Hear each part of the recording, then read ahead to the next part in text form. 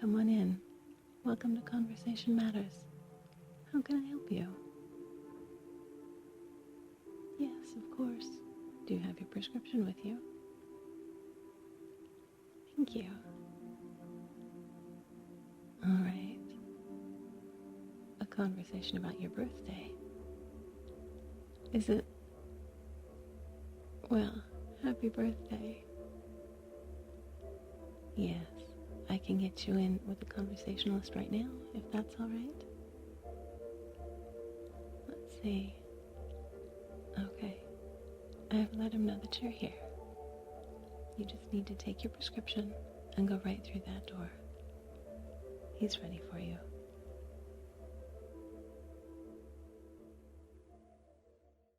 Good morning. How are you? I see you got your prescription. May I see it? Oh my goodness. Happy birthday. Happy birthday to you. No, please come in. Sit down. Sit down. You want a conversation about your birthday? Come on, are you serious? You know, believe it or not, I get a lot of requests about birthdays. This doesn't quite surprise me. But it surprises me from you because you're such a wonderful person. I would think you would be much too busy to talk to me on your birthday. That's right. I think you're a wonderful person. And I'm so glad to see you another year. So happy, so successful. Things are really going your way. I know you don't think they are, but I think they are. You're definitely a lot more happier than last year when I met you. I'm serious. Come on. Come on, let me have that.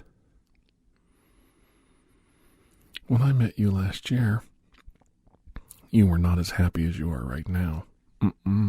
No way. And you know what I blame that on? I blame that on looking at the negative. If you keep looking at the negative, you're always going to be down on yourself. The only way to get things to be better is you've got to find something positive in life. You've got to look up at things, not down. It's easy to tear yourself down, it really is, and you're a failure, you're a loser, blah, blah, blah. And say all those horrible things about yourself. It's not so easy to say good things, is it? Like how wonderful you are. How much it means to be your friend. How much you matter in my life. I know sometimes as a friend you don't think you matter. But you do. You make me happy. You make me feel like I've actually accomplished something in my life by having a friend like you. Somebody I can go to with problems, talk to, have a conversation with. Just like right now, we're having a conversation. It really is nice to be able to go to somebody like that, don't you think? Yeah. And I appreciate the fact that you let me come to you when I need to. You're so kind. I bet you don't think of it that way, do you? You're always coming in here with your prescriptions, hoping that I'll listen, that I'll have some words of wisdom for you. But today, I want to point out that, I kind of need you too. I need to hear what you have to say sometimes. And I'm not just saying that to kiss your butt. Though I would kiss your butt because you're really cool. Kiss my butt.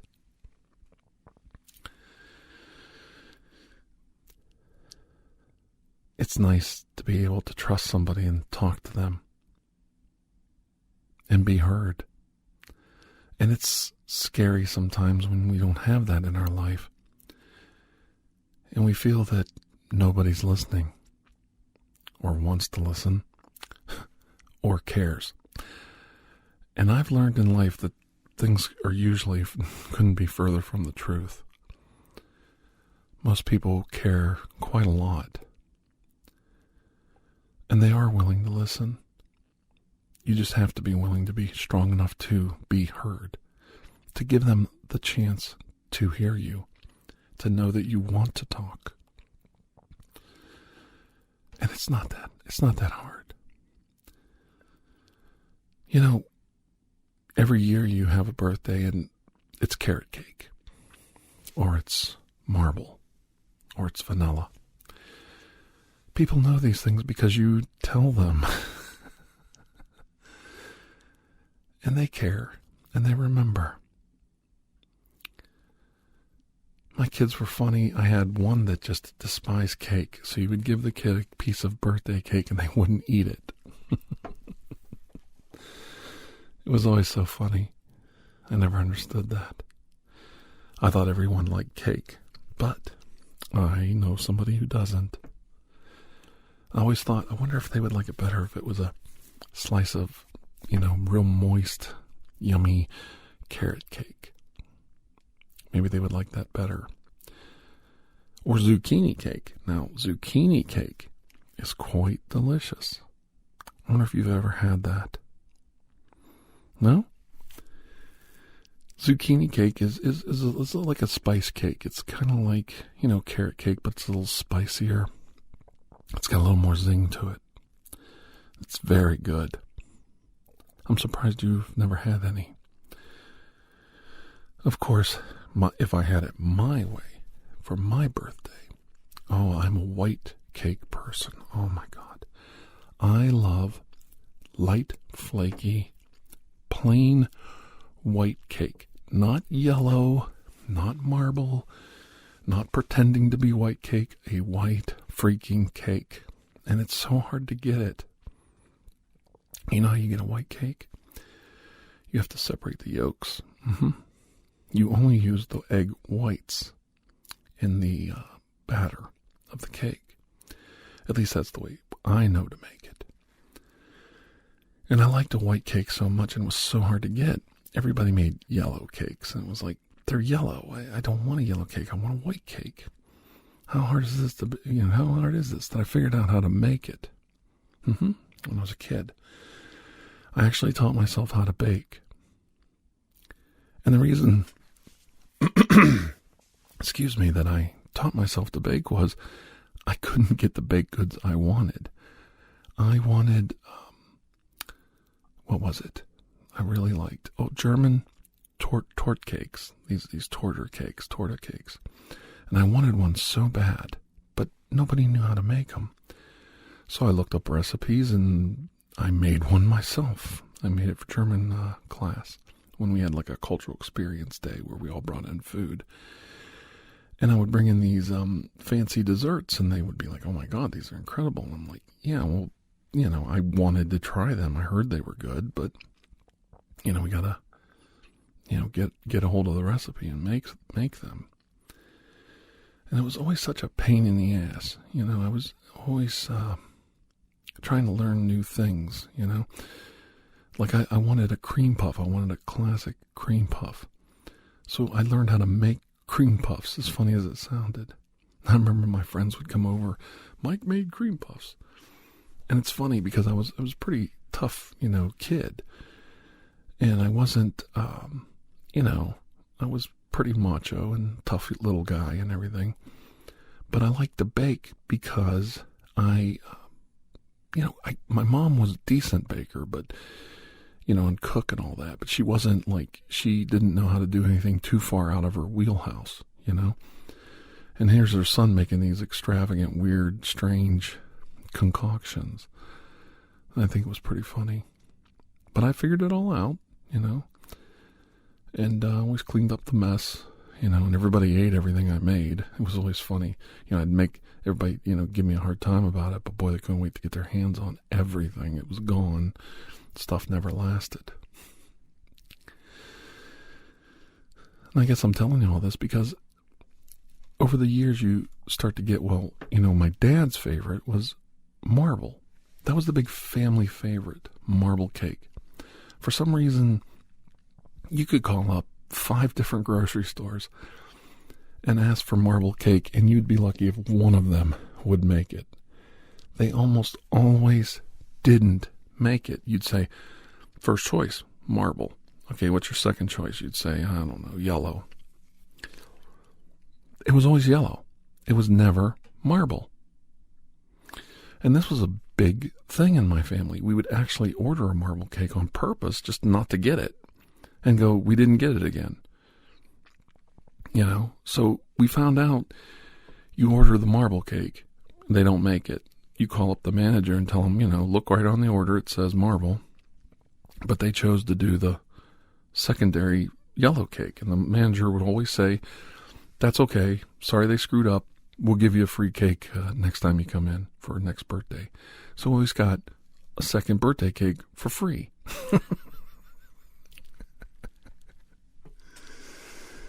And I'm not joking. We must have done this 4 or 5 times. You know, just ask for, it's not even, I don't even think marble's that weird to ask for. You know, I don't know why it would be so difficult to make a marble cake. But that was the one that threw the bakers. I mean, they just, you know, who are these people? They think they can just come in here and ask for a marble cake? It's not going to happen. Not on my watch. No. They'll be lucky if they get half chocolate and half yellow. And white is white's out of the question. If they think I'm separating egg yolks, this is America. I do not have to separate my egg yolks for you to appease your wishes, your what do they call that? Your entitlements. So entitled in this country, walking around ordering your yellow and white and marble cakes. But after all, it's your birthday, and here I am going on and on about the silliest things I can think of. But they're all true stories. They really, really are. I, don't know if other people did the same thing, but, if you just go to a different bakery every year for a big birthday cake for the family, you can get free birthday cake quite a bit just by ordering an odd one. I'd like red velvet, please. I ordered red velvet and I got chocolate instead. Why is that?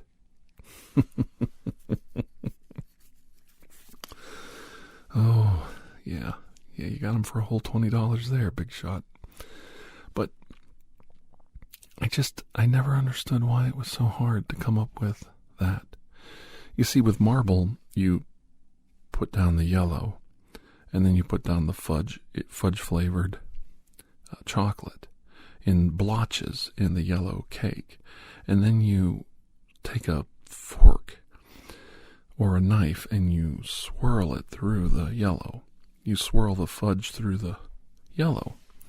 And that's what gives it that marbled look and that mix of, it's not really mixed. It's more of a blend, of 2 different flavored batters. And I've always thought that was really interesting. It's so simple, but you do have to separate the cake batter and add the fudge flavor to like a third of the batter.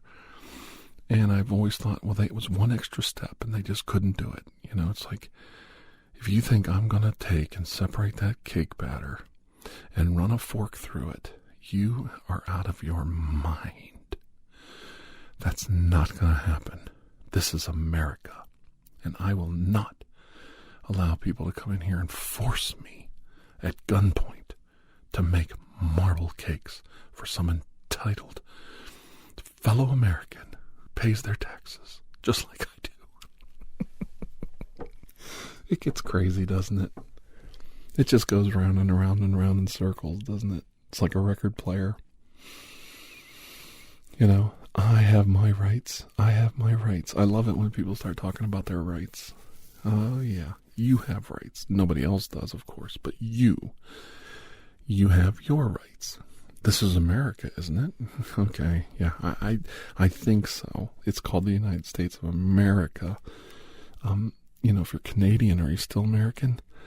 Don't say things like that. You're just trying to trick me. Oh, okay. All right. Well, you've got it all figured out. I'm not going to try to, I'm not going to try and fool you by telling you that a Mexican American is still an American.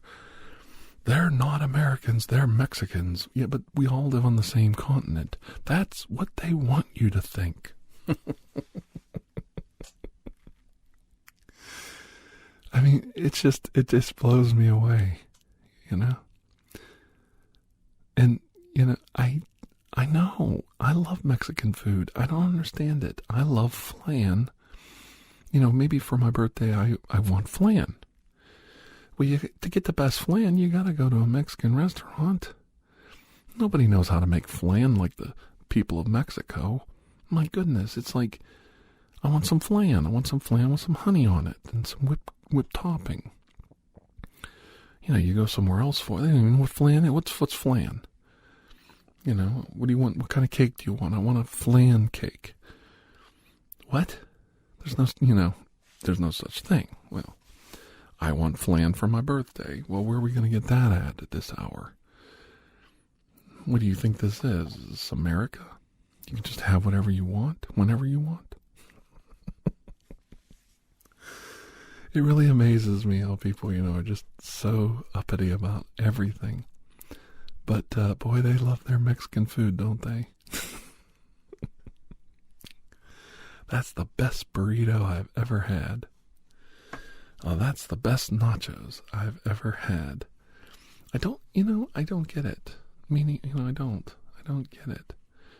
And, I love flan, so they can't be that bad. They make a good, fun dessert. Mexican fried ice cream. I don't know if it's actually Mexican.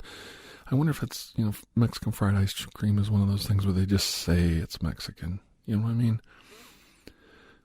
Like Italian bread or, Hungarian meatballs. Is it really Mexican fried ice cream, or is it just, something that some Mexican restaurant came up with? I don't know. I'd like to know the origin of Mexican fried ice cream.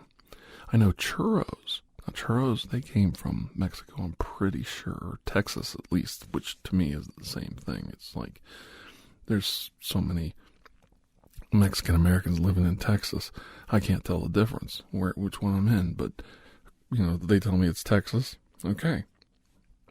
They tell me it's Mexico. Okay, well, it's Mexico. But I've always found that churros seem to come from there, but I don't know. It's one of those things, isn't it? Mm-hmm. You find out something like, that something you thought like French fries are not actually French or anything. They would just, that's what they called them. They're not actually French fries. I think the British actually invented the what they call the potatoes fries. They call them chips. So I don't know even where French fries came from. I do know a hot dog is definitely American. Has to be. Because nobody else would even think about making that. I mean, who would have thought, just grind everything up and just push it in a big tube and then fire it down your gullet. That's definitely a American invention, the hot dog. I don't even have to look it up. I understand, sausage and things like that are where hot dogs derived from, but the actual, slimy, pasty, flavorless, salted hot dog or bologna, definitely, no ifs, ands, or buts is an American invention, because it's so disgusting. There's, like, you're allowed to put anything in it. I think you're allowed to put, let's just say, it's your birthday, so we'll just say anything in a hot dog, and we'll leave it at that. I don't think there's anybody gonna argue with that, because it's pretty much true.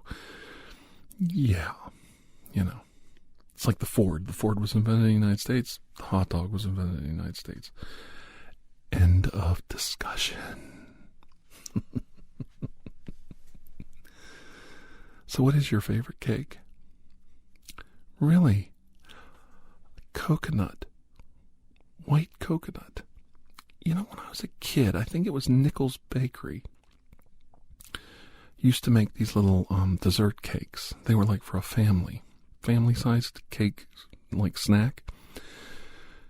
And one of them was this most delicious white coconut cake, and it had white icing on it.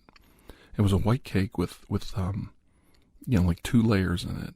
So it was like 3 layers, separated by this really light cream, and then on top it had a thick icing on top, and then it had a coconut sprinkled all over it.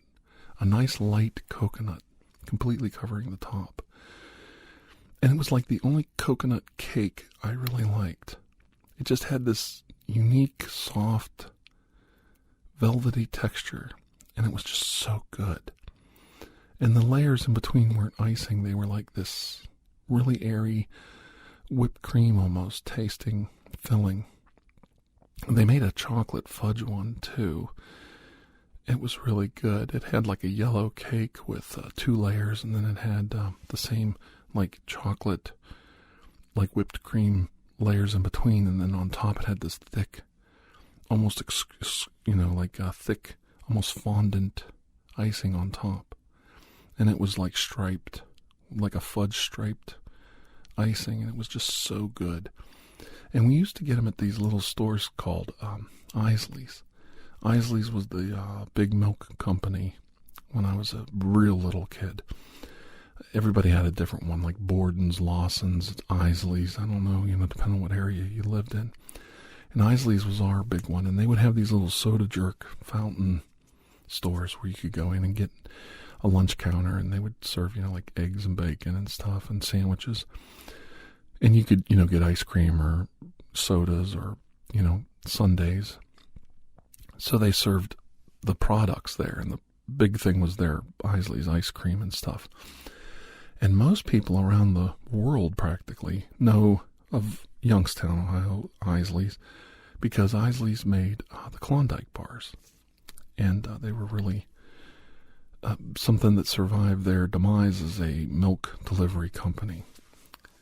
So, and then there was Isley's Chip Chop Ham, which was another thing that survived their, they used to deliver milk. Well, they got away from that in the 60s and 70s, like right when I was born.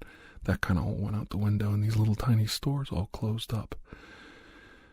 But you used to be able to go in there and get, like penny candies and things like that, and little cool toys you couldn't get anywhere else. It was really cool. And they had the, like I said, a little lunch counter in the back. And as funny as it sounds, there's still, those places still exist, and I never go to them, but I wish they existed. There's a couple of little lunch counter restaurants right where I live in Salem, Ohio, and I've only been to them once or twice, and they have a little griddle, and they cook, like a couple of hot dogs or bacon and eggs or something, or a BLT, and they, serve it up to you. And it's just, you stop there for a real quick bite to eat, just a little lunch counter. And I love these places since I was a little kid and always thought they were the coolest places, yet I don't go to them. On a Saturday morning, I don't get up and go down and sit at some lunch counter for an hour and a half because I'm too busy.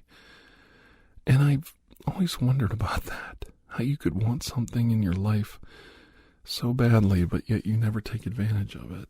You never, frequent the place. It's kind of like I want that pub down the street that I can go down and have a beer at. Yet I'd rather just buy a 12-pack and sit at home and have a beer at my leisure. I guess it's like that. I don't know. I think we're too busy in our society today to enjoy little things like lunch counters and sitting around reading a newspaper. Visiting with our neighbors that happen to stop in and say hello. Every Saturday you could always find him down at the lunch counter, having his BLT and his side of fries. French fries. Not from France, but we call them French fries. Churros. Definitely churros are from Mexico. Well, I hope I cheered you up for your birthday. This has been one silly, inane conversation. But the whole idea is it is your birthday, and I want you to have some fun and some laughs. And I wanted to tell you some silly stories. So I hope you enjoyed it. And I hope you have many, many beautiful birthdays to come. All right? Well, until I see you again, please have a most blessed day. Bye-bye.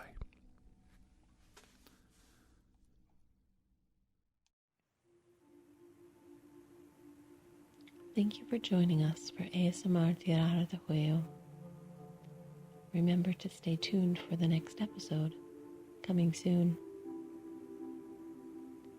When you have a moment, please take the time to rate and review this podcast.